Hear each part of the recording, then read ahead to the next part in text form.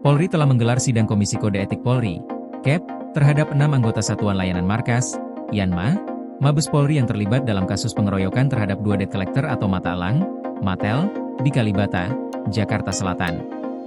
Sidang yang berlangsung pada 17 Desember 2025 ini menghasilkan keputusan yang cukup tegas, di mana 2 anggota dipecat, sementara 4 lainnya diberikan sanksi demosi. Kabag Penum Divisi Humas Polri, Kombes Erdi Acaniago, menjelaskan bahwa Brigadir Iam dan Bribda AMZ, yang merupakan 2 anggota utama dalam insiden tersebut, dikenakan sanksi pemberhentian tidak dengan hormat, PTDH. Brigadir Iam dan Bribda AMZ dianggap sebagai pelanggar utama dalam kasus pengeroyokan yang melibatkan debt collector tersebut. Menurut Erdi, Bribda AMZ merupakan pemilik kendaraan NMAX hitam yang dicegat dan diberhentikan oleh debt collector. Merasa tidak terima, AMZ kemudian menghubungi rekannya, Brigadir Iam, untuk meminta bantuan. Bribda AMZ merupakan pemilik kendaraan yang dicegat dan diberhentikan oleh pihak debt collector.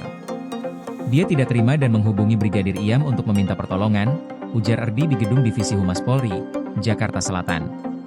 Setelah menerima informasi dari AMZ melalui pesan WhatsApp, Brigadir Iam langsung mengajak 4 orang rekannya yang masih junior untuk menuju lokasi kejadian di depan TMP Kalibata. Keempat rekan yang diajak oleh Brigadir Iam adalah Bribda BN, Bribda JLA, Bribda RGW, dan Bribda IAB. Mereka mengikuti ajakan Brigadir Iam dan turut terlibat dalam pengeroyokan yang terjadi di lokasi tersebut. Brigadir Iam menerima informasi melalui WhatsApp dari Bribda AMZ bahwa dia dan motornya ditahan oleh pihak Matel. Spontan, Brigadir Iam mengajak 4 orang lainnya untuk menuju lokasi yang diberitahukan oleh AMZ, jelas Erdi. Keempat anggota Yanma yang mengikuti ajakan Brigadir Iam, meski hanya mengikuti perintah senior mereka, tetap dikenakan sanksi demosi. Sanksi yang dijatuhkan berupa mutasi ke posisi yang lebih rendah selama 5 tahun.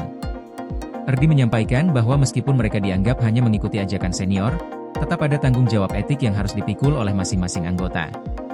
Meskipun mereka hanya mengikuti ajakan senior, tetap ada tanggung jawab etik yang harus mereka terima, yakni sanksi administrasi berupa mutasi bersifat demosi selama 5 tahun, ucap Erdi.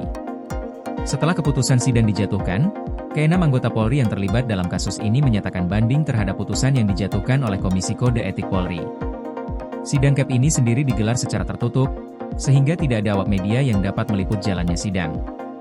Erdi juga menegaskan bahwa meskipun sidang KEP sudah selesai, motif dan penyelidikan lebih lanjut terkait kasus ini akan diungkap oleh Polda Metro Jaya. Proses penyidikan pidana masih berlangsung untuk mengungkap lebih dalam tentang latar belakang kejadian dan apa yang mendorong ke-6 pelanggar untuk melakukan tindakan pengeroyokan tersebut. Di sini kita hanya menyampaikan tentang masalah sidang KEP. Perihal motif dan pengusutan lebih lanjut akan diungkap oleh Polda Metro Jaya dalam ranah pidana, ujar Erdi. Selain itu, terkait dengan insiden pembakaran yang terjadi pasca pengeroyokan, Erdi memastikan bahwa pengusutan kasus tersebut juga sedang berjalan di Polda Metro Jaya. Proses penyidikan terhadap kasus pembakaran ini menjadi bagian dari pengembangan kasus pengeroyokan yang sedang berlangsung. Untuk pengusutan terkait pembakaran, saat ini sedang dikembangkan oleh Polda Metro. Kami memastikan bahwa penyidikan tetap berjalan secara komprehensif, dan kami akan menjaga agar rasa keadilan tetap menjadi prioritas utama, imbuh Erdi. Kasus pengeroyokan ini sendiri bermula setelah Polsek Pancoran menerima laporan dari 2 pria yang menjadi korban pengeroyokan oleh anggota Matel. Korban yang dikeroyok merupakan 2 orang debt collector yang diberhentikan oleh anggota Polri. Saat polisi tiba di lokasi, mereka menemukan 1 korban dalam keadaan meninggal dunia dan 1 korban lainnya meninggal dunia setelah mendapatkan perawatan di rumah sakit. Penyidikan polisi kemudian mengarah pada 6 terduga pelaku pengeroyokan yang ternyata merupakan anggota Polri yang bertugas di Mabes Polri. Ada 6 tersangka yang terlibat dalam pengeroyokan ini, yang merupakan anggota Satuan Layanan Markas di Mabes Polri, kata Karopenmas Divisi Humas Polri, Brigjen Trunoyudo Wisnu Andiko, dalam jumpa pers yang diadakan di Mapolda Metro Jaya pada 12 Desember 2025. Kasus ini mendapat perhatian besar dari publik, mengingat pelaku yang terlibat adalah anggota Polri yang seharusnya menjadi contoh tauladan bagi masyarakat. Polri berkomitmen untuk menangani kasus ini secara transparan dan memastikan bahwa proses hukum tetap berjalan dengan adil.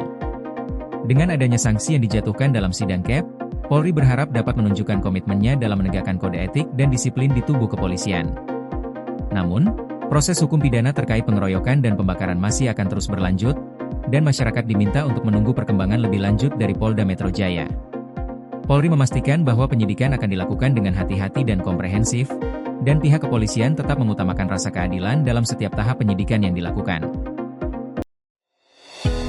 Koordinasi PLN dengan TNGL jelang Hari Kesaktian Pancasila. Listrik terbangun, alam tetap lestari. Panen perdana garam Aceh. PLN hadirkan energi untuk UMKM di momen menyambut Hari Kesaktian Pancasila.